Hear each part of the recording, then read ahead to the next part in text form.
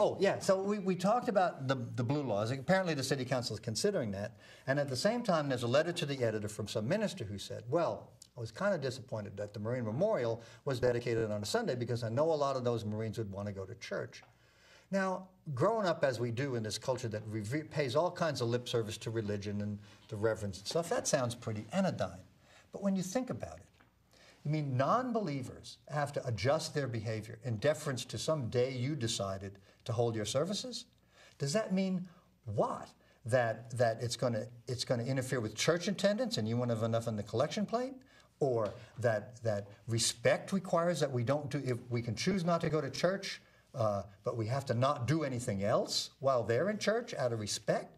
The more you think about it, the more it's just crap. What about Jews and Muslims who don't celebrate their days on Sundays? Well, the fear that I have is that if we don't start addressing this objectively, that we may be finding that everything is closed throughout Ramadan, that we can't get food at certain markets. We can't do, because whatever religious group is getting a political power can affect our lives. And so we ought to all stand firm on this. There aren't that many Muslims, but the organized Muslims, the fundamental, they're quick to demand tolerance for their intolerance. Exactly. You know? Exactly. And no, these are worth discussing, though. They're worth discussing. So. And people who have strong religious faith and are steadfast in that should champion the idea that they cannot and will not impose their will on anybody else, period. Well, historically, they never.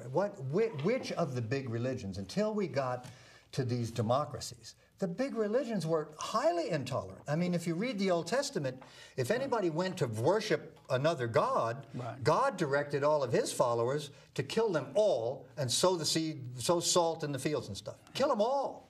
Don't leave any. Not even the babies. Do away with them too. They're all unbelievers. Lots of bad stories. That's in the Christian Bible. No. Well, that's in the Old Testament. Okay, that's the differentiation there. Oh, is that not true anymore? Well, did God kind of abandon that, or God grew up? What happened there? Because God used to be awful jealous, kind of petty, it seems to me. Well, these are, see, I think this, did you get anything in your Catholic training at all? Well, I got some of the New Testament, and where Jesus said, if you don't believe in me, you're going to be cast out into the fire. He said that. I forget which one of those great books that's in.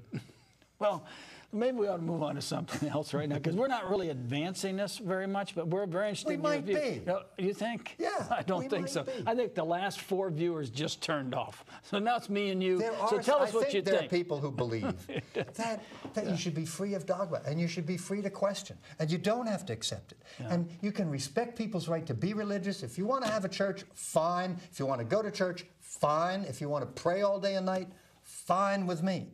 But don't impose it on anybody. I think there is a common ground there among thinking people that we shouldn't allow anybody to impose their views on our liberties at all, other than reasonable restraints as issued by governments. That's a new idea, though. Yeah. That's a fairly new idea, just since the Enlightenment.